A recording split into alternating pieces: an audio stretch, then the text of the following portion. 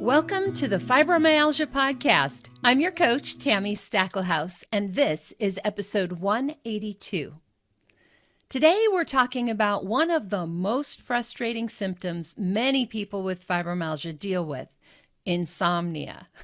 Not just trouble falling asleep once in a while, but the kind of sleep disruption where your body feels tired, your brain won't shut off, and night after night, you're wondering why sleep isn't happening.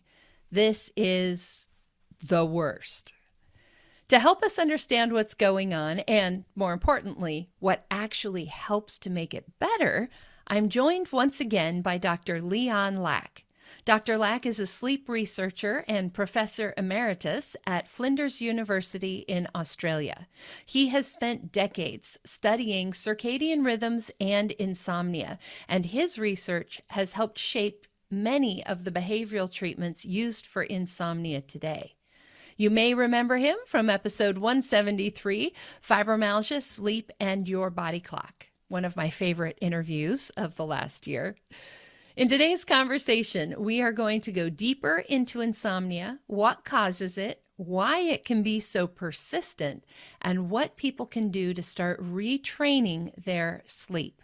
Before we begin, I want to share a quick note about today's conversation. In this interview, you'll hear Dr. Lack explain how chronic insomnia develops and how cognitive behavioral therapy works for insomnia. Some parts of this protocol can be challenging, especially if your symptoms are closely tied to your sleep. In this episode, we want to help you understand how insomnia works so you can explore sleep strategies that fit your body and your situation. As always, I want to remind you that the information we include in this podcast is not meant to be considered medical advice, and it is not intended to replace consulting with a qualified physician or other healthcare provider. Our goal is always to give you some new ideas that you can take to your providers to see if they're right for you. We will also have links to everything we talk about today in our show notes. Just go to fibromyalgiapodcast.com/182 for today's episode, where you will find links to my previous interview with Dr. Lack, other episodes related to sleep, and more. Now, here's my conversation with Dr. Leon Lack. Welcome to the show. It's good to have you back. It's good to see you again, Tami. Let's start with the basics. What is insomnia? Well, insomnia is a pretty generic term. It usually refers to people having difficulty with their sleep. And what do we mean by difficulty? There are different aspects of the difficulty. People can have a problem falling asleep initially when they go to bed, and they want to get to bed by 11 o'clock because they know they have to wake up at 6:30 or something in the morning. And in order to get enough sleep to satisfy their sleep need, they have to get to sleep by 11. All right, so they head towards bed and try to do all the right things. Don't sit in front of a screen for the hour before going to bed, and all these sleep hygiene sorts of rules, some of which are sensible and reasonable, but others don't really have very strong evidence to support them. So they might sound logical, but really have very little impact on people's sleep. For example, exercising before bedtime.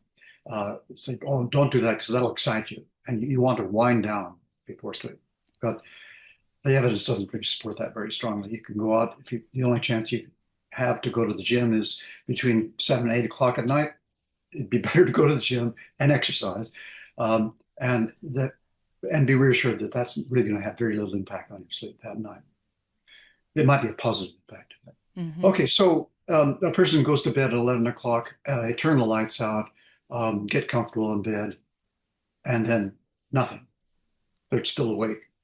They might look at the clock, and now it's 15 minutes later, they're still awake, and they're not really feeling very sleepy. And this can go on for a long period of time. It can take, maybe half an hour, maybe an hour before they finally fall asleep. But inevitably, their brain is still active, and they still think. And what are they thinking about? Well, they're thinking about, gee, it's been 45 minutes, I'm still awake. This means I'm only going to get 6.5 hours of sleep before I have to wake up to the alarm clock in the morning. And that is a source of anxiety, and that can keep them awake even longer. So they're faced with a threat. And when we're faced with a threat, what does that do to our bodies? It triggers off the fight or flight reaction automatically if you perceive a threat. And as time goes on and you're still awake, the threat gets stronger. So the body's fight or flight mechanism, adrenaline secreted into the bloodstream, your heart rate increases, blood gets redirected to the muscles in the brain because the body's now ready for action. And that's not conducive for falling asleep. So they can get themselves into this vicious cycle of worrying about sleep. And if this happens night after night after night, or maybe 3 or 4 nights a week, that can become a habit pattern such that just going to bed and wanting to fall asleep at 11 o'clock at night becomes the cue to trigger off that fight or flight mechanism automatically. Yes, I have had clients like that where it's almost like they have almost a PTSD response to sleep, like just thinking about sleep makes them unable to sleep. Yeah. And we call it in psychology a conditioned arousal response. And it's just like Pavlov's dogs. I don't know if you know that conditioning. Oh, yeah. But Pavlov's dogs, a bell would ring and they'd be perfectly happy. They'd be measuring saliva output.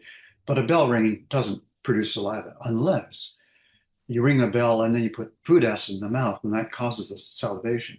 And then if you do it again, ring the bell, food acid, salivation, ring the bell, food acid, salivation. Pretty soon, after many, many trials of this, you just ring the bell and salivation will then take place.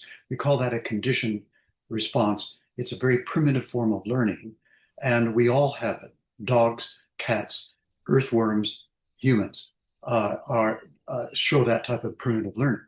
And that's the type of learning process that probably takes place in this conditioned arousal response to going to bed. So initially, the bedroom environment doesn't have any power to elicit alertness unless we experience this threat night after night. And then the bedroom and even the attempt to sleep, the idea, I want to go to sleep now, becomes part of the trigger as well, to trigger off this automatic arousal response. Yeah, I have had lots of patients that have said, they'll go to bed and they start feeling sleepy. They're struggling to stay awake in front of the television set. They think, oh, I'll catch this wave of sleepiness. I'll go to bed now. And they put themselves into bed, and they turn the lights out, and they're like this. Yeah. That's really a good sign that there's this conditioned arousal response that's taking place in them. And that's the basis of chronic insomnia. People that have had the condition for a long time. They've had a lot of experiences of the association of the bed environment and their attempt to sleep with not being able to sleep and with getting anxious and aroused.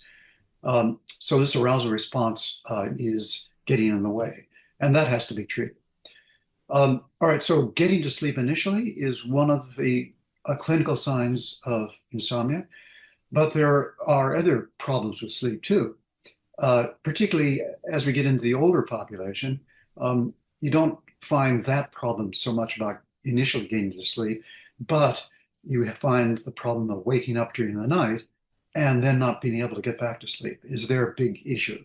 And so people with sleep maintenance insomnia, the difficulty maintaining their sleep. And there are some individuals who don't have any problem falling asleep and don't wake up a lot across the night, but then wake up after only 5 hours of sleep, and they wake up, pop, and it might be 3 o'clock in the morning, but they still can't go back to sleep again, and they don't get enough sleep. So that's early morning awakening insomnia. So these 3 different sleep symptoms: difficulty getting to sleep, lots of awakening across the night, or too early in awakening in the morning.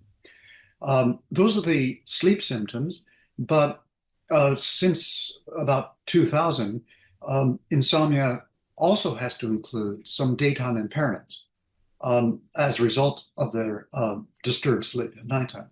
And the type of daytime impairments that are very common in people who have chronic insomnia are fatigue is particularly the biggest one, and your clients are aware of that. Sleepiness, strangely enough, is not very common in people that have chronic insomnia. They tend to be hyper-aroused sort of individuals and worried almost all the time about their sleep. And not only worried when they're trying to fall asleep or get back to sleep at night, but thinking about their sleep during the day. And Mm. that triggers off the fight or flight reaction too. So it keeps them sort of hyper vigilant. They're like people that are on high levels of caffeine across the day, but they haven't had any caffeine because they know that's also one of the sleep hygiene rules, get rid of caffeine, which they have done Right. already. They've done that already, but they still can't sleep. That's because they had this conditioned arousal response, which is keeping them hyper vigilant all the time. Yeah. Fatigue is their experience, and we don't really know exactly where fatigue comes from, but I think we can relate that to that fight or flight reaction, which they have during the nighttime, particularly when they're trying to sleep, and also if they have worry about their sleep during the day as well. What that does is trigger off the fight or flight reaction. That's fine, but it was an adaptive response for us in the occasional emergency, um, and and it was to get our bodies out of harm's way. And once we're out of harm's way, we can finally relax and recuperate. And that recuperation period is usually very much longer than the excitable period. And if you've ever been strongly startled by something and really become activated or anything, that lasts for about maybe 10 minutes at the most. And then once it's clear that there's no harm to you any longer, you settle back down again. You then feel a fatigue come on you that might last for hours afterwards. And so the resultant carryover fatigue from this poor fight or flight mechanism being triggered off all the time, we think is the source of the fatigue that comes from chronic insomnia. So not Um, so much fatigue because you didn't get enough sleep, but fatigue from the sort of the letdown after the, wow, that's yes, that's right. interesting. That's right. Of course, you do feel fatigue if you don't get enough sleep, so that does Absolutely. contribute to it. But it's coming more from the recovery process that the body's trying to put you into. Some really interesting experiments were done in the United States maybe 30 years ago now, where took a group of participants and woke them up a lot across the night. So they only got, say, 5 or 5.5 hours of sleep every night over a whole week. So they simulated an insomnia sleep pattern and, restricted their sleep. And the result of that was they just got very, very sleepy, and it couldn't keep them awake during the day, and they fell asleep like that at nighttime. They built up a lot of sleep pressure. So restricting sleep itself will just make you sleepy. It won't make you fatigued. That's right. So they didn't capture the types of daytime symptoms that the chronic insomniacs have. So then they took another group of participants, and instead of disrupting their sleep by waking them up, they fed them high levels of caffeine across the day, the equivalent of about 10 cups of coffee, a new cup of coffee every 2 hours across the day. And that disrupted their sleep as well in the same sort of way. But they started experiencing, after 2 or 3 days of this high levels of caffeine experience, fatigue and distress, and they started showing all of the typical symptoms of chronic insomnia. So that produced the caffeine model of insomnia. In insomniacs, not due to the caffeine, but due to some hyperarousal that the normal subjects were experiencing with the caffeine. So I think that lends itself to this explanation that fatigue is coming mainly from this overexcitability and overarousal and its repercussions during the Mm-hmm. day. Okay, Yeah. so fatigue is one of the main symptoms. Mild depression, but that's hard to know whether that's pathological depression. It's certainly there's an overlap between chronic insomnia and people with depression, and they both measure high on depression. Um, but there are a lot of symptoms that are in common between depression and chronic insomnia, and the fatigue is certainly one of them, and lack of motivation. Um, and in some chronic insomniacs, that depression can become quite severe and trigger off more severe depression. Uh, Not at all surprising, because if you're feeling most every day like you just can't get up and face the world, you don't have the energy. If you're forced to do things during the day, because it's such a high value to you, you can do it. You can get through it, but it feels like it takes a lot more energy to do it. Um, so it doesn't incapacitate you, it just means that your energy levels are not there and you don't feel that spontaneous enthusiasm and ability to just go out and do things without any effort. It takes much more effort. So mild depression, fatigue, and distress, feeling anxious about your sleep, and lots of things you see in the media these days about what happens if you have chronic insomnia. Well, all these health risks are increased by it. And so people get very worried about that. Of course, worry is a mild fight or flight reaction. And so that contributes to it as well.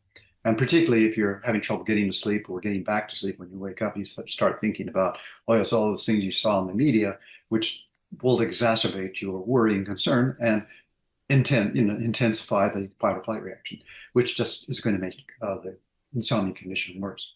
Yes, this All right. sounds like an absolute vicious cycle, right? Yeah. Like the thing that causes the problem makes the problem worse. I want to back up to something that you said a little bit ago. You talked about fatigue and you talked about sleepiness as two separate things. Could you clarify that just a little bit for us? Yeah. Um, they are different concepts in our language and for most people. And we've actually studied this because we're interested in the difference between fatigue and sleepiness and tiredness. Tiredness is another word that's used. And we subjected people to making judgments about fatigue, tiredness, and sleepiness on a whole range of different scales that was able to sort of identify the connotative aspects of these words, what they mean in terms of good versus bad, Mm-hmm. uh, active versus passive, and potent versus impotent. Those are sort of the three dimensions in cognitive space that you can plot every word or every concept on. Um, and, and so we use that methodology to plot the positions in three-dimensional space of these three concepts. Thought this would quantify the differences between them. And indeed, we found a big difference between sleepy over here was not bad. It was a little bit better than fatigue. Fatigue was badder and more potent. Um, and tiredness was almost exactly in between sleepy and fatigue. And indeed, people use tiredness in different ways. That can refer to being sleepy. I mean, sleepy is sort of seen as a bit of a weak word. You know, if you're sleepy, that's just an indication of weakness. It's Um, almost neutral, isn't it, too, a little bit? Like everybody gets sleepy every day or should. yeah, but we can offset sleepiness and we can overcome Ah, sleep. got But it. fatigue, where does fatigue come from? Fatigue comes Mm, from hard work, so that's really a prize, but it's also very strong. And it's slightly negative because it's not such a good feeling. It really stops us from doing things. Um, and so you can, if you're sleepy and you want to feel or want to say that you're ready for bed, you say you're tired rather than just sleepy. Um, you wouldn't say you're fatigued because fatigue comes from overwork, physical or mental, sticking at one task for a long, long, long time. You get fatigued with that task. So the concepts really in the general population are quite distinct from each other. And that became apparent to me when I was treating people with chronic insomnia. And they would rank very low on the sleepiness scale and very high on the fatigue scale, mm-hmm. which was, very curious because usually you think generally these things are highly correlated, but not in chronic insomniacs. They differentiate really nicely. So, and then as we started exploring what is the concepts of what are the meanings of these words, and they are quite different. With tired being sort of in between. So you can use tired to mean fatigue or sleepy, and people do. Uh, Right. Right. That's so interesting, and I don't want to get us on too much of a tangent here, but when you were talking about fatigued being associated with, you know, hard work and things like that, I wonder if that's why there's so much stigma around chronic illness and people who are fatigued because we haven't done anything. But mm, oh, like I that's said, that's a whole nother yeah, podcast yeah. episode.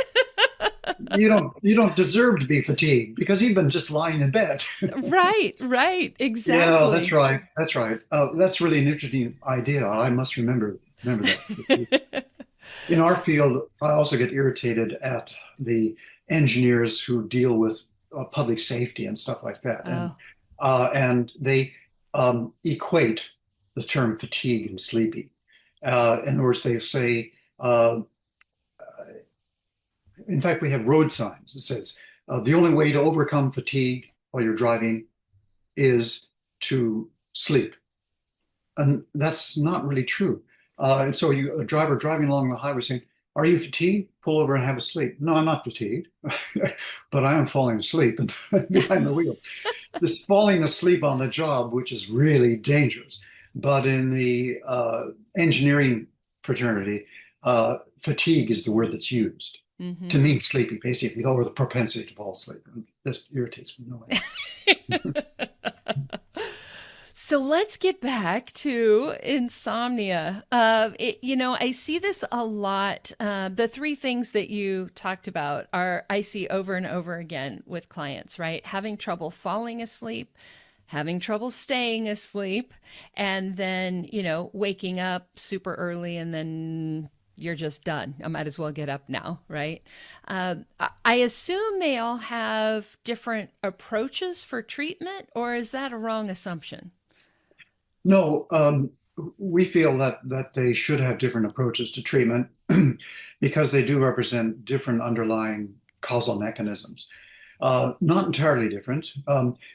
If they have chronic insomnia and have had chronic insomnia for a long time, there will be, in my estimation, always this conditioned arousal response process, which is part of it, which needs to be reversed. It needs to be treated and corrected so that that response is no longer taking place. So, in other words, a person trying to fall asleep with only a sleep onset problem will have this conditioned arousal response.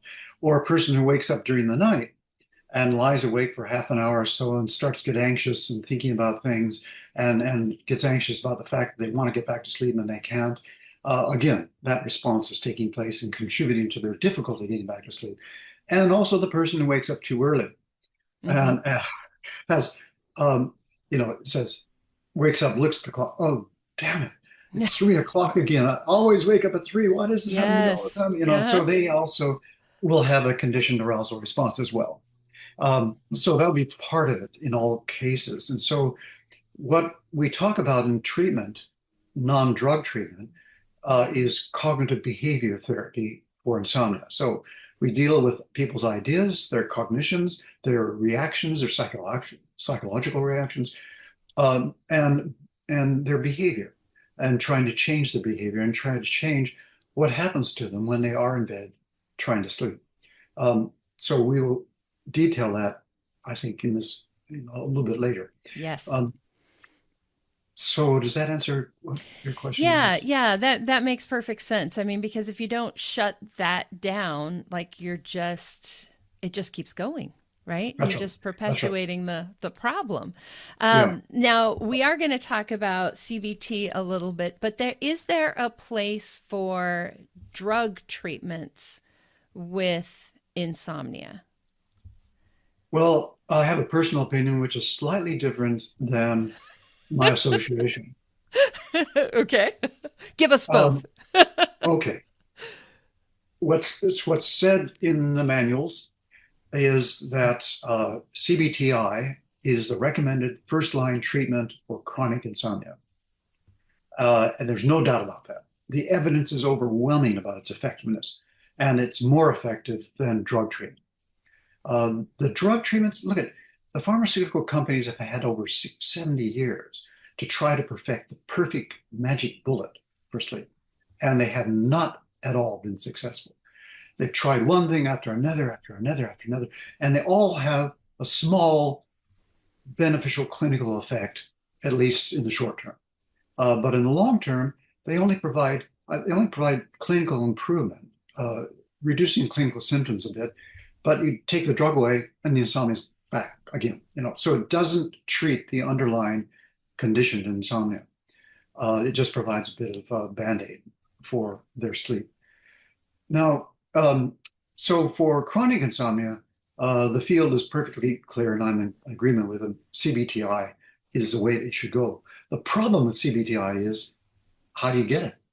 Um, there are some online programs now that are available for the general population, for everybody, but they're not as good, it's generally felt, as a one-on-one or even group therapy by a trained CBTI clinician. Um, and I think that's probably correct. So to get really the best treatment from somebody who's really experienced at CBTI is the way to go if you can find one who isn't booked out entirely. There aren't very many people around the world, both in the United States and in Australia. There are a small number of psychologically trained people that know about CBT in general and now have learned how to do CBTI for insomnia and do it very well. But in Australia, we might have at most 200 practitioners for the whole country with 2 or 3 million chronic insomniacs. That's not going to go very far. The math doesn't work. Doesn't work. And No. the same problem by and large exists in the United States as well, and in fact throughout the world. Gradually, and our main aim is to try to train more and more people to be able to treat people with CBTI because it is the best treatment in the long term. And so that's the main practical problem we have with it. So CBTI is recommended, yeah, but how do you get it? Your GP is very unlikely, your general practitioner or medical practitioner. Yeah. They haven't been trained in this. They don't know about it. Their tools of trade are drugs. And so the first thing that comes to their mind is, well, which one of these hundreds of different hypnotic drugs do I use? That's their main issue.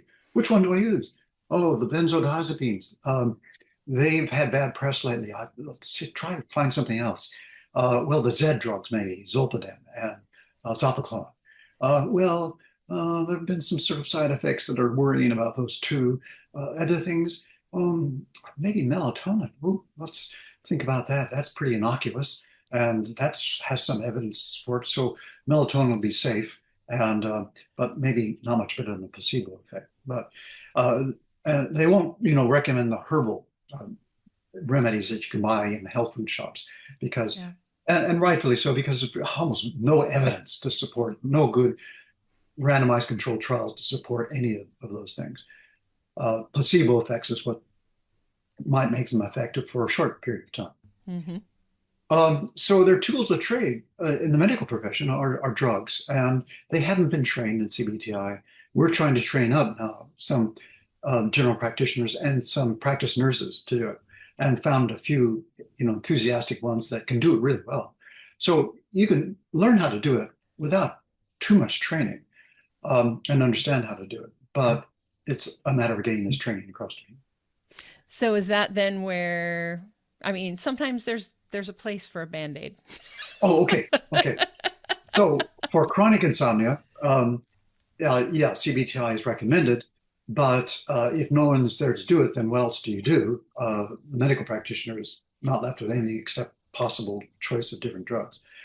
But in the short term, that is for acute insomnia, and the acute phase in the past has been limited to if you've had those symptoms for only up to a month, but more than a month it becomes chronic. And for acute insomnia, it seems reasonable to use a hypnotic drug for those severe experiences that people might have, loss of a loved one, a loss of a job, and so forth. So those really traumatic events that might happen in your life that naturally cause sleep disturbance. They're a threat to your welfare. And that threat automatically triggers off the fight or flight mechanism because you've got to do something to deal with this threat, basically. So it's an adaptive response. It's built into us. But in many aspects of modern life, it's not very helpful. Yeah. And so a person may be experiencing insomnia for a couple of weeks because they've had a terrible incident in their workplace. They've been bullied, and they can't quit their job, they can't complain, or something like that, or worse, can cause sleep disturbance. And so they go to their medical practitioner. Then the rules say in acute insomnia cases that hypnotic drugs might be the best solution. And that seems reasonable, doesn't it? Here's a person that's just suffered a bad incident and they're experiencing acute insomnia. It hasn't become conditioned insomnia yet. So hypnotic drugs might be the most reasonable thing to do. And of course, they have a whole list of them. They can say, well, okay, we'll use this. It's not very habit forming. And we're only going to recommend it for a month. And so, it's unlikely that you become addicted to it after just a month or even 2 weeks. And that's even safer. But the acute insomnia has changed its definition more recently to be 3 months. Oh, wow. So it enlarges the window in which our field says hypnotic drugs are fine to use for these acute insomnia cases. But after 2 or 3 months of insomnia, I would consider it now chronic, and very likely that this conditioned insomnia has developed, which needs to be treated by CBTI. And so the drugs are not going to really impact that. It'll provide some short-term beneficial effect, but it'll be a Band-Aid. And once you stop taking it, the insomnia will come back. It sounds like one of the best uses maybe for them is to hopefully maybe prevent that conditioned response when you have a situation that is maybe triggered, like you were saying, something bad happened at work, you lost a loved one, whatever. We don't want to create that conditioned response that's going to create chronic insomnia. Maybe using medication to help get you through that can perhaps avoid some of that. Good or thought. At least that's the sure idea. And that fits in perfectly with rationale that the medical practitioner would have in their mind to say this is perfectly safe. The trouble is that almost all of these hypnotic drugs have tolerance effects to them. So in other words, when they're initially used, they are the strongest and most potent. But gradually over time, their effectiveness tends to diminish. So the benefits you get from it get smaller and smaller and smaller. And then when you stop, and even 2 weeks is enough time for tolerance effects and drug dependence to develop. And so you stop taking them and the insomnia bounces back. And it might bounce back in more severely than it was prior because of the drug withdrawal. Yes. So that's always a problem. And the percentage of people who are initially prescribed a hypnotic drug for acute insomnia, the percentage who go on and are still using it after a year and who become more permanent drug users is something in the order of, from I recall, about 20%. So there's always a certain percentage of people that, even though you use it for just acute insomnia for a brief traumatic event, will go on to become drug dependent and have a lot of difficulty getting off of the use of the drug, because they say, gee, doc, I can't sleep without the drug. Yeah, because you're in drug withdrawal, basically, and you have insomnia rebound.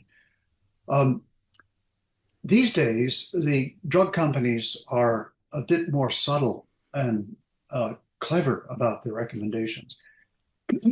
They realize that the hypnotic drugs are, there's some concern about them, and mainly the tolerance and drug dependence effects. And so what they recommend these days now, in fact, the drug reps go to the doctors and they say, look, if you're unhappy about prescribing this drug every night, then use it as needed. And so the person ends up using it 2 or 3 or 4 times a week rather than 7 days a week. And that helps to satisfy the medical practitioner. Oh, okay, that's a good idea, because then they'll maintain their drug sensitivity and tolerance won't build up. They won't have an insomnia rebound. But the major problem with that is psychological dependence, because what ends up happening is that the patient also might be a little bit concerned about using a drug every night, so they don't. So they use it one night to get a good sleep, feel refreshed the next day, but the next night say, oh, I won't use it tonight, this is my day off. And they don't use it, and their sleep is not nearly as good.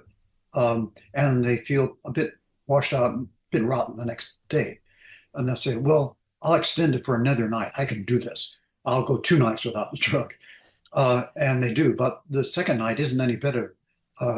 And so they have now 2 nights of poor sleep and reduced sleep time.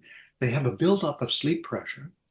And so the third night is likely to be recovery night, good sleep anyway. But that's the third night they take the drug. And the drug has sort of recovered its sensitivity a little bit. So it's a little bit more potent, but they have a lot of sleep pressure going for them. And they take the drug that night, they get a great sleep, and they feel great the next day. Which just reinforced the idea. Yeah, exactly. And so they flip back and forth. They have this huge contrast effect. Between the nights they take the drug, they get a great sleep, and they feel good the next day. And nights they don't take the drug, they get poor sleep and feel rotten the next day. So that real contrast effect, the drug, great, no drug, ugh. And so this goes on for a long time. And the contrast effect between those two things weds them to that drug. They know they still will be able to use it.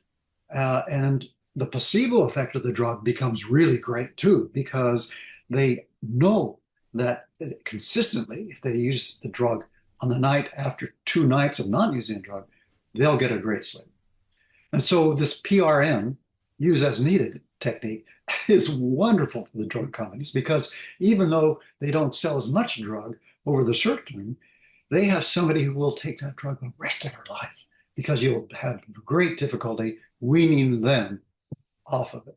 Yes, yes. And I think this brings up one of the concepts that I really wanted to get across to you listening, and that is sleep is complicated. There are biological things that are going on, but there are also psychological things going on. And so we can't address sleep without looking at the whole picture, right? It's not just as simple as taking a medication or as simple as not taking a medication, I think. Yeah, you're right. But people just have a problem. They have a difficulty and they want a quick solution. Absolutely. And they want it to be simple. But with chronic insomnia, they have a habit response that's built up over time, not to their liking. They didn't want it to happen. It just happened because of circumstances. If we change the circumstances, that condition insomnia will diminish. We call it in psychology extinction of that conditioned response. It gets weaker and weaker and weaker, so that it no longer has the power to trigger off that arousal response. Okay, so different types of sleep symptoms. And to emphasize your point about there being differences between different types of insomnia, we've identified that as well and feel that people who have mainly just a problem getting off to sleep initially, in fact, we've done research to prove this, is that they also are likely to have a body clock, which is delayed. And they are trying to fall asleep at an alert zone in their body clock, and which is inhibiting their ability to get to sleep. And so that is a factor that's contributing to that sleep onset insomnia problem. And for that, we refer you to episode 173. Fibromyalgia, right. Sleep and your body clock. That's right. Because there's a body clock involvement in that type of sleep. And so morning bright light can be helpful at shifting the body clock back earlier, as well as the cognitive behavior therapy for insomnia. So combinations of treatment are used for combinations of factors that are contributing to the insomnia.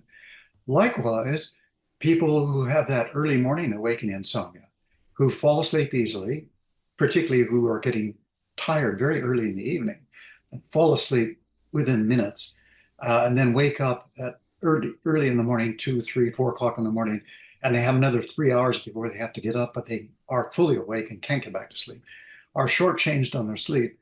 Well, those people we have shown in our studies to be have a circadian rhythm or body clock that's timed too early. Mm-hmm. So their alert zone is very far back in the afternoon, and their awake zone is in the early morning at 3 or 4 o'clock in the morning, whereas most people's awake zone is about 7 or 8 a.m. in the morning. Their awake zone is occurring early and it's contributing to their difficulty getting back to sleep. So if we can delay their body clock by using the evening bright light, we can help to treat that type of insomnia as well. Ah, yes. Okay, That's but that's such a only, factor. the main treatment, CBTI, we need to get back to and sort of Yes, we explain do. what that's about. Yes, so let's talk about CBTI. I think cognitive behavioral therapy is something that most people have at least heard of, but they might not have heard of CBTI. And it's really just CBT specifically for Or insomnia, insomnia, right? that's right. Yeah. And in that type of CBTI, the B part of it, behavioral part of it, is probably the most effective and quickest thing to address in people. And so that's what we usually start out with. And we put the cognitive elements onto it as we go along as sort of icing on the cake. But the substance of the cake is the behavioral therapy. And I'll just give you two examples of behavioral therapy. There's one of them that's been around for a very long time, called stimulus control therapy. It's a fancy name, don't worry about that. But the instructions about how you deal with it are pretty straightforward and they seem simple, not so simple to carry out, but for the patient. And it's more appropriate for people with difficulty getting off to sleep. So sleep onset insomnia. So there are a set of instructions. You can write them out, 5 or 6 set instructions. One is don't go to bed until you're feeling sleepy. So in other words, don't follow that rule, go to bed at the same time every night. Well, yes, but not when you're fully alert because you're not going to be able to fall asleep because it's too Absolutely. early in your body clock or whatever. Mm-hmm. So don't go to bed until you're starting to feel sleepy. So that gives you a little bit higher chance that you will fall asleep more quickly. And then when you do go to bed and turn the lights out, if you are not asleep within a short period of time, like a normal period of time, like within 15 minutes, then don't stay in bed trying to fall asleep because that vicious cycle will build up and you'll get more and more anxious and angry or frustrated. And those are all emotional responses you don't want to associate with going to bed and trying to fall asleep. They won't work.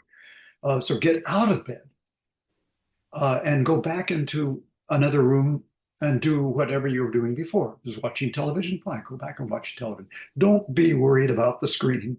That's not going to affect you much at all, if at all. Or go back to reading a book or answering your emails, or you can do any of that stuff, but it's get out of the bedroom.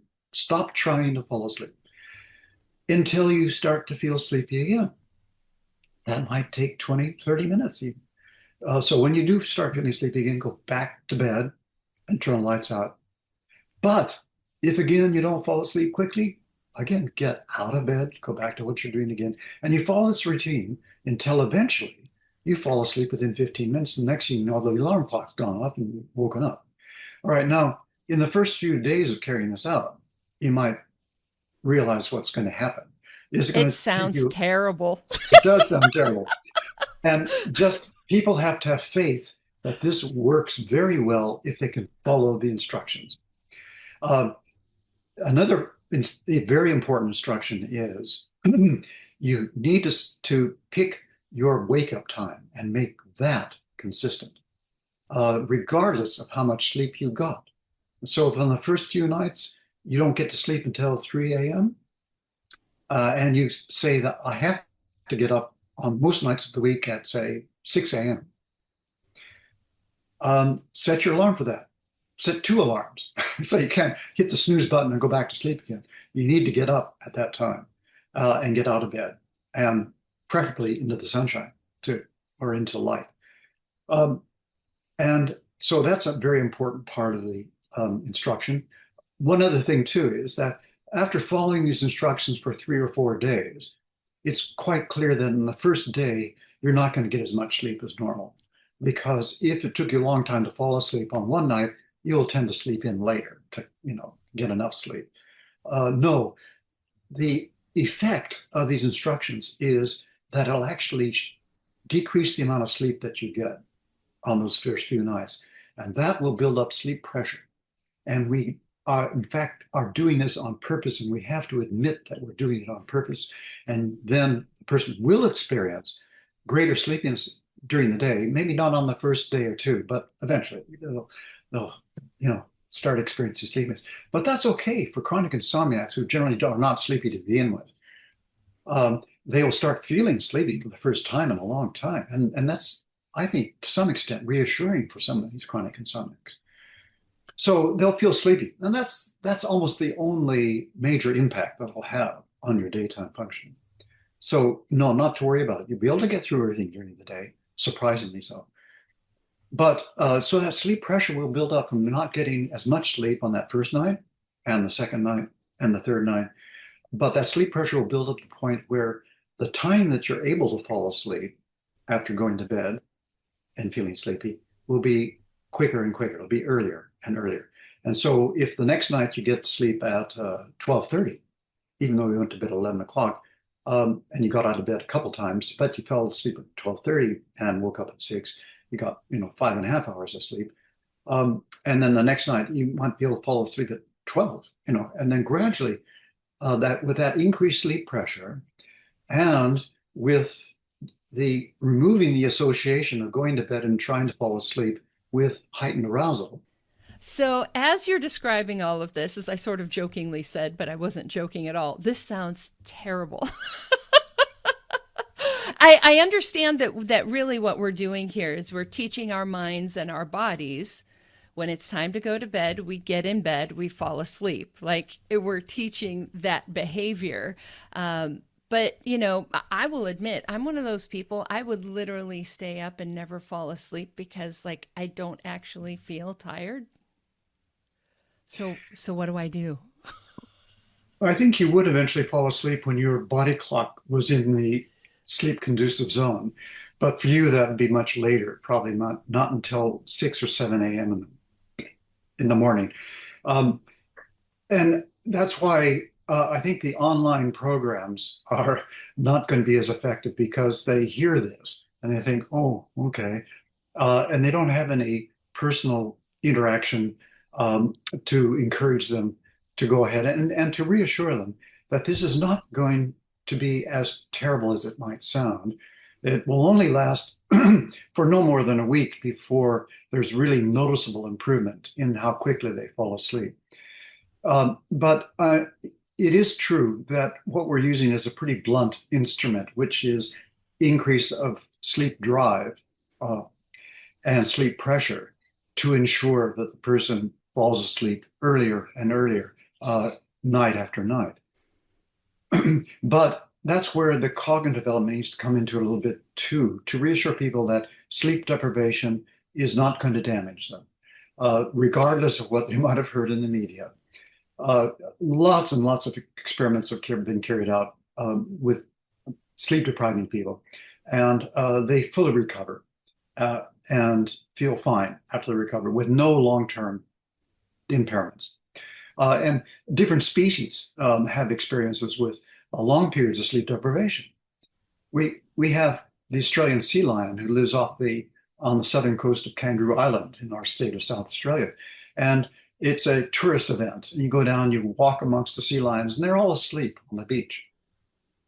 Why are they asleep on the beach all the time? Well, it's because they're catching up on the sleep that they lost when they go out in the ocean to fish. And they're air-breathing mammals, just like us.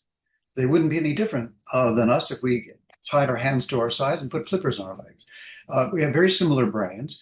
And when they're out in the ocean, they dive down to the bottom to do fishing, come back up to take another breath, and down they go again, and so forth. And GPS devices have been put on them, so we know precisely what they do. And they do not take long sleeps in the 2 or 3 days that they're out in the ocean. So they are basically sleep depriving themselves every time they go out for a fish by 2 or 3 days. And then they have a full tummy, and they come back to the beach and they crash and sleep 20 hours in the first 24 hours, then 15 hours, and then 12 hours. And then by that stage, they've caught up on their sleep but now they're hungry again. So out they go into the ocean. So they live this schizophrenic life between the ocean, where they are feeding and not sleeping, and back to the beach, where they're sleeping but not feeding. So they're satisfying two basic biological drives. And this does not seem to hurt them at all. Right. It's a bit like university students who have a big assignment every week, and they stay awake for 2 or 3 nights in a row, finishing their assignment, and they crash after that. So you would think, gee, that's terribly unhealthy to do that. But that's what the sea lions are doing throughout their whole life, and it doesn't seem to impair them. So there's no evidence that that the loss of sleep, as long as you can make it up and recover, is dangerous to you. The thing that would be dangerous to us humans is if we got into a car and drove in a very sleep-deprived state and likely to crash and hurt ourselves or kill ourselves. That's the biggest threat, but it isn't from a biological deficit that is produced by this. So we have to reassure these people that the loss of sleep is only going to make them more sleepy. And if you're starting with insomniacs that have a very slow sleepiness to begin with, then they have room to improve before they get into that excessive daytime sleepiness area. But of course, if they are really sleepy, they shouldn't be driving. But most of them don't ever get to that point during the day. They start getting sleepy at maybe 10 or 11 o'clock at night, which is when is the time that they need to be asleep. So this type of therapy is a behavioral therapy. It needs to be complemented with some cognitive therapy to reassure people that this is not going to hurt them. It's only going to make them feel sleepy. It is going to help them retrain their bodies so that going to bed and turning the lights out is now associated with a rapid sleep onset, and rather than anxiety response. And so they get more and more confident that this is working, and their anxiety levels come down, and that automatically triggered off arousal response gets extinguished. It fades away. Yes. Yes. So that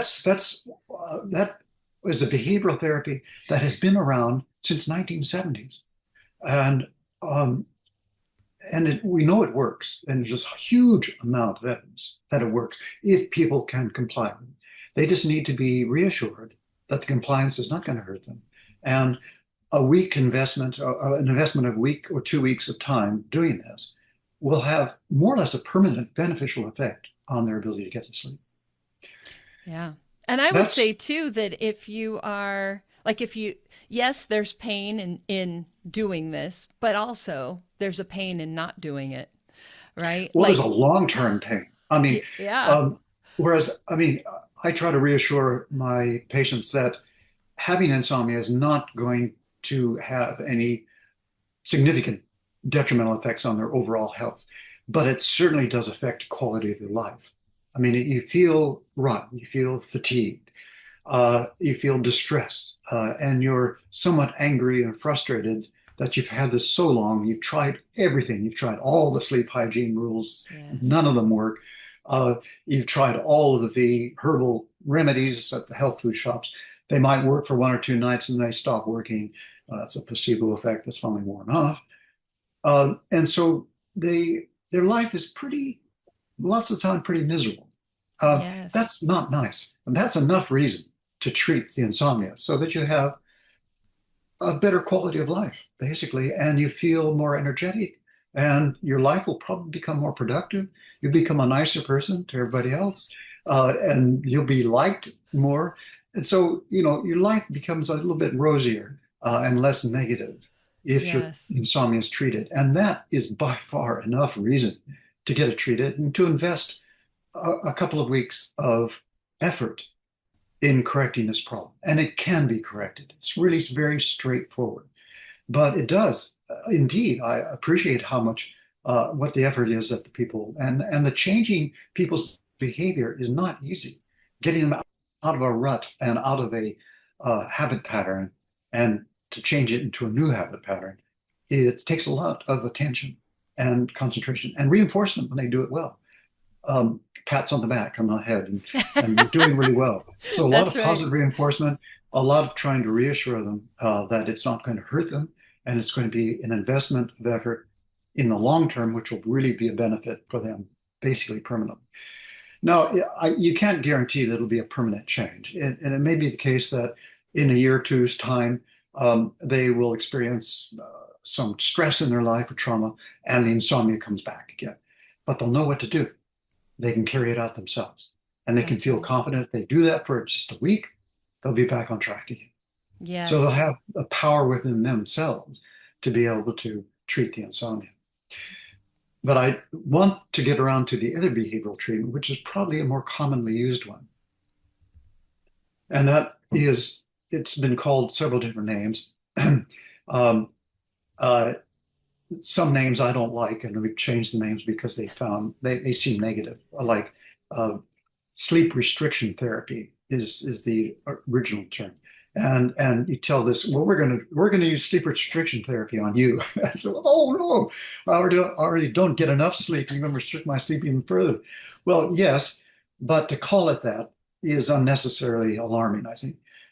We better terms might be sleep efficiency training or um, uh, bedtime window is another one, and that sounds nice.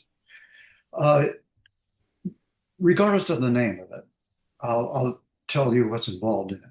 And that type of behavioral treatment, the one I'm going to talk about, is more appropriate for people who have wakenings across the night Mm. and as well as difficulty getting to sleep. So if they have a combination of symptoms, like it takes them a half an hour to get to sleep on the average, and they're awake for at least an hour and a half across the night, and sometimes they wake up too early too. So they're overall getting too little sleep with lots of awakenings and difficulty getting to sleep and getting back to sleep. That type of insomnia is best treated by this bedtime window or sleep efficiency training. Hmm. And quite often we find that these people are spending a lot of time in bed, but not very much time in bed sleeping. Yes. So we have a measure called sleep efficiency, which is the percentage of time that you're in bed actually asleep. So if you're in bed for 10 hours and you feel like you're only sleeping 5 hours, you have a sleep efficiency of 50%. And that's well below normal. And you're spending 5 hours of time in bed awake. And that time in bed awake is usually counterproductive. It's strengthening that automatic conditioned arousal response. So you may guess, what do we suggest for this treatment? They're going to bed maybe at 10 o'clock at night because they think they need to have a regular bedtime, even though they're not feeling sleepy then. And they're getting out of bed at 8 o'clock in the morning to give themselves plenty of opportunity to get enough sleep. So they're going for getting as much sleep as possible. And to do that, they spend a lot of time in bed, much more time in bed than they are asleep. So that type of example is perfectly suited to what this bedtime window or sleep efficiency training. And what this entails is, let's say my hands are representing bedtime, bedtime wake-up time, and 10 o'clock and 8 o'clock, 10 hours of time in bed, and they're reporting only 5 hours of sleep. Well, they might be underreporting their total amount of sleep, and we can talk about that sometime later. So maybe objectively they're getting more like 6 hours of total sleep time. So we suggest to them, we want to have a bedtime window of only 6 hours of time in bed. And that might freak them out to begin with. Like, God, I'm only going to get 3 hours of sleep. If it takes me 10 hours to get 6 hours, and now you're only giving me 6 hours, that means I'm only going to get 3. Like that's right. The thought.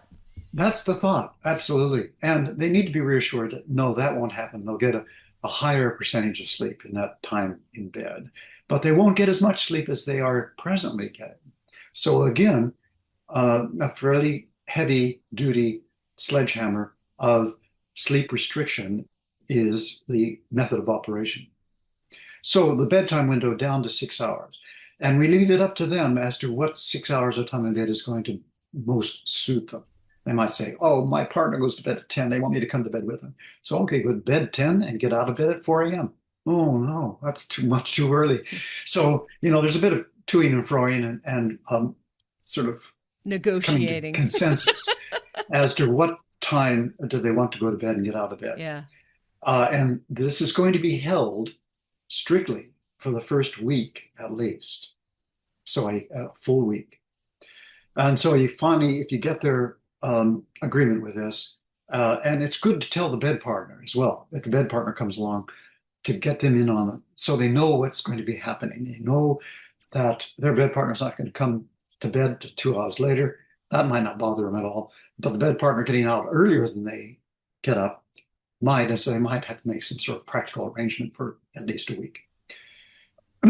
So they hold their time in bed to 6 hours. And in the first night, they only get 4 hours of sleep, which is, a couple hours less than they normally get. And so they feel a little bit sleepy the next day, but not so bad. But the next night, again, they might get 4.5 hours sleep because they built up a bit of sleep pressure at getting less sleep than they normally get. And so on throughout the week. And gradually, their sleep time tends to start filling out that 6 hours of time in bed.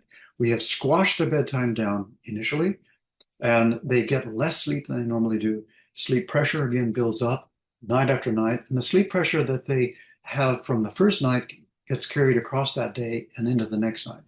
And so people have this phrase, oh, I lost 3 hours of sleep last night. Well, that's not the best way to look at it. You don't lose it. It doesn't disappear entirely. It builds up sleep pressure.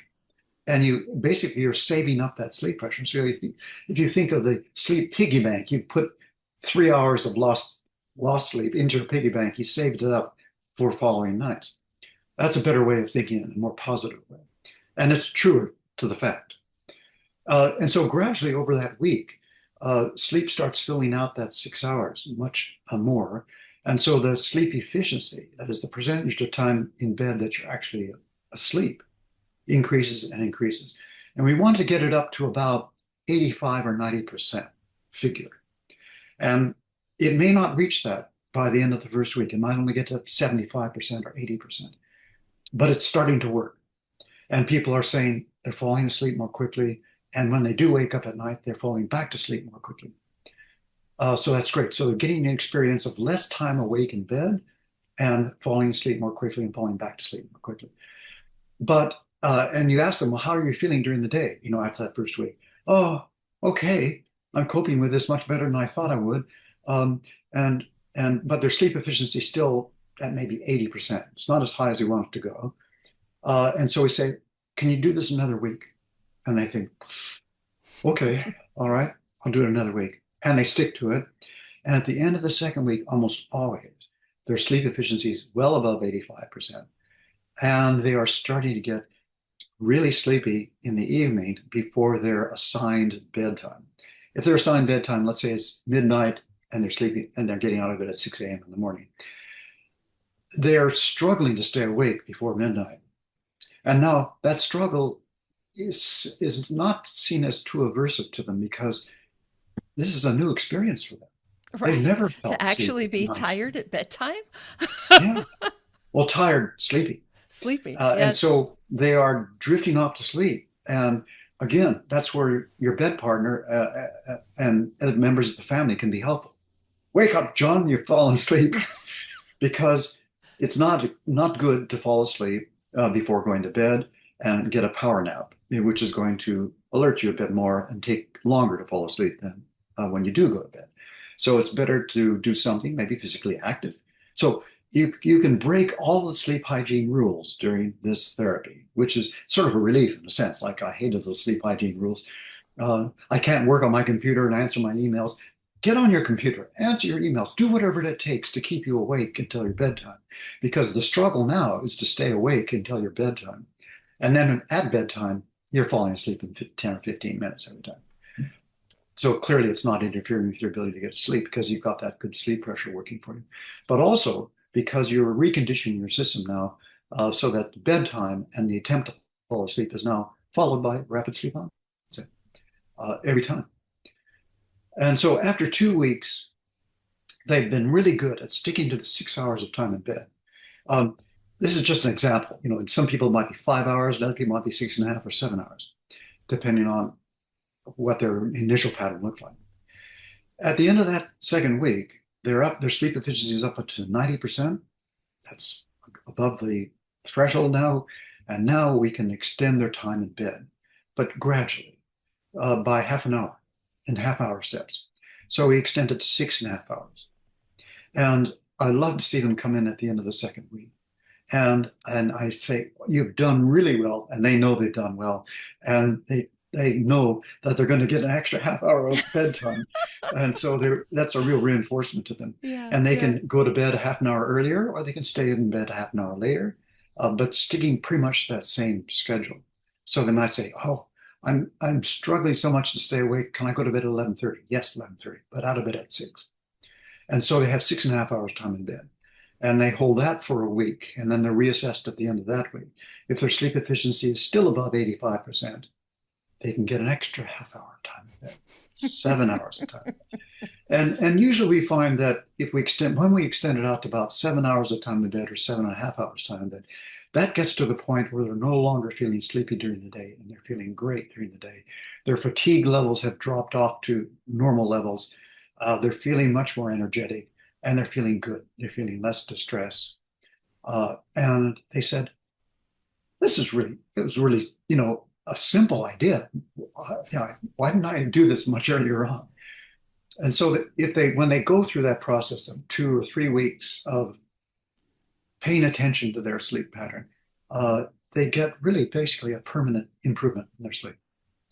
And then they also know that if in the future, if they allow themselves more time in bed, let's say, I'll just relax and spend 8.5 hours time in bed. And on the first night, they might get 8 hours of sleep and feel really rested the next day. That's fine. But the next night, they try 8.5 hours, and then they get 7 hours of sleep. Oh, spend a lot of time getting to sleep and a lot of time awake during the night. Yeah, okay. So they've paid off their sleep debt, and they're getting more of the time in bed than they need to sleep. And so they're getting more wake time. If that goes on for too long, gradually the insomnia can work its way back in because they're lying there awake in bed, they're thinking. Right. You're retraining frustrated. yourself to not sleep when you get That's in right. bed. That's right. So usually, but they know, okay, I know I'll what do to what do with Dr. Lack this. suggested to begin with. I'll collapse it down to maybe 7 hours of time in bed. Yeah. And it might take them a couple of weeks to, get back to a good sleep efficiency level then again. Yes.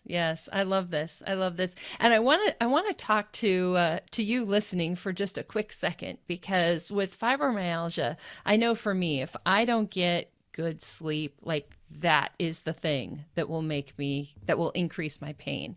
And so I just want you to think for a minute. Yes, you might have more pain while you're going through this. You might have more fatigue, more brain fog, more all the things, right?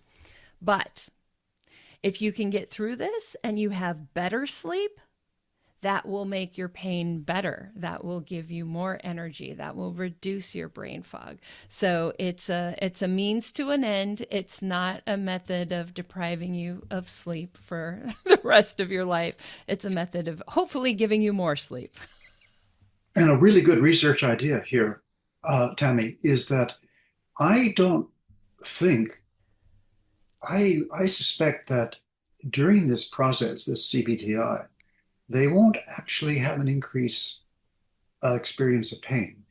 You're right in the sense that getting a good sleep tends to make you more resistant to pain and cope with it more easily. I think there's good evidence for that. But the element of sleep, which seems to be most related to that decrease of pain sensation, is deeper sleep. Yes. Yep.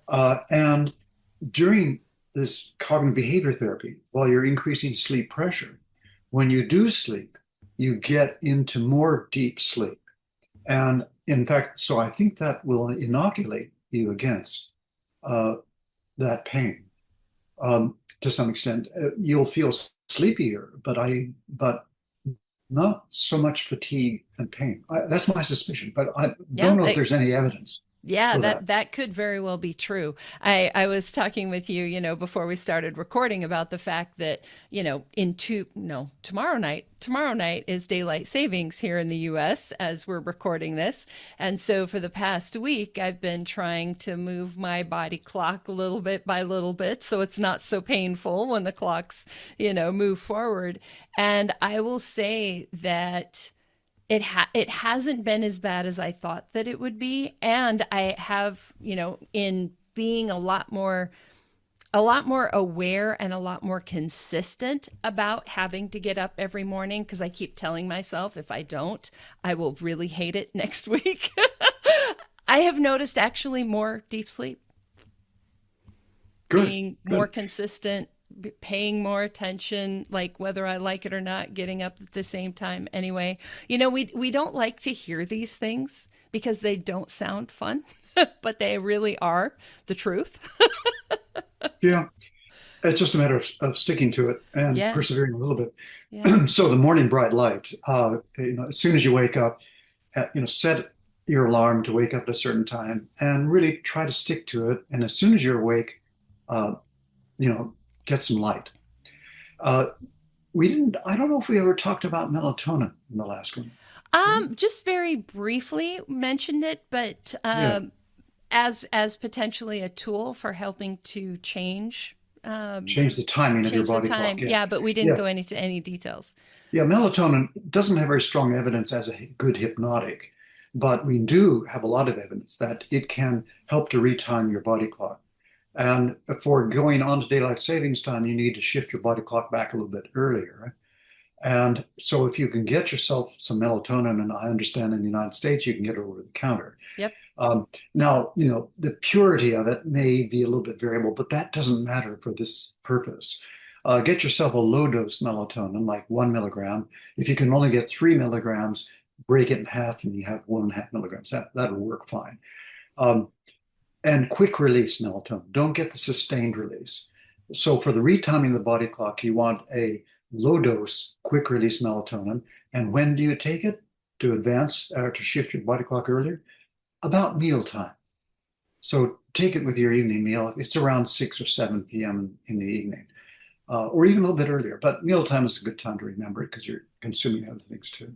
Right. Uh, and take that for 3 or 4 days before going on a daylight savings time. And that'll help shift your body clock maybe 10 or 15 minutes a little bit earlier each time you take the melatonin, so that your body clock, along with the morning light and the melatonin, they act in concert with each other. They don't eliminate the effects. So they work in synergy with each other. That's right. That's right. And so then when the clock goes the other way, Most people have very little problem with that that is because, true. as It we've just means talked, we get to sleep in an extra hour. yeah, you're allowed to sleep in an extra hour, but then you need to hold it at that time. Yeah. Yeah, that's right. That's right. So the last question I want to ask you, because I mean, we could talk for hours, but it is Friday evening, my time as we record. The last question I want to ask you is about access to CBTI, right? We talked about the fact that there aren't a lot of practitioners out there, even though, direct in-person individualized support is always going to be better.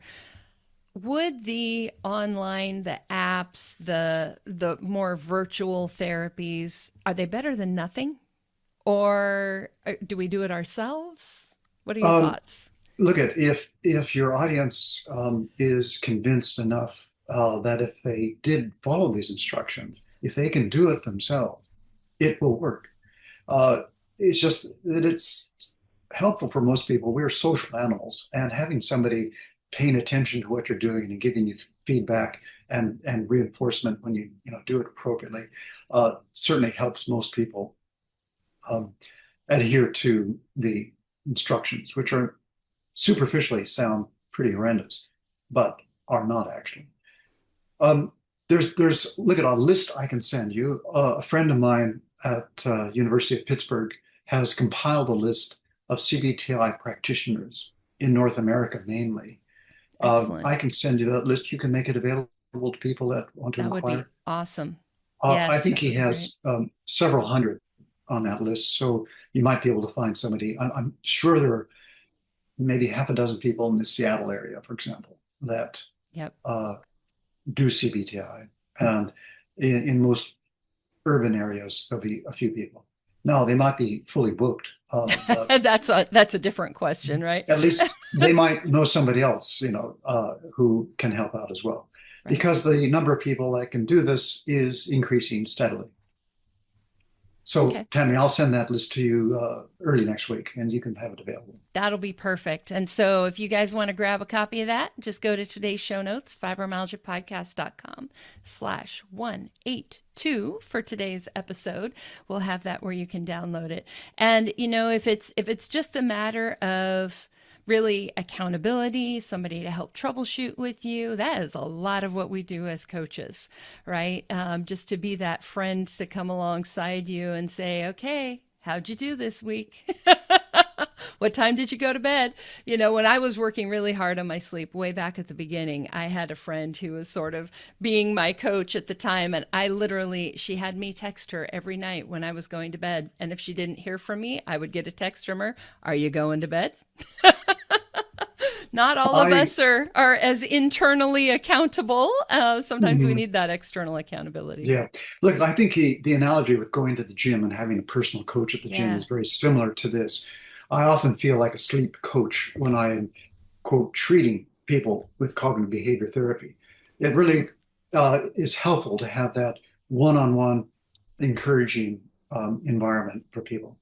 And if they do have it and they appreciate it, they will adhere and it'll work. Well, there you go, folks.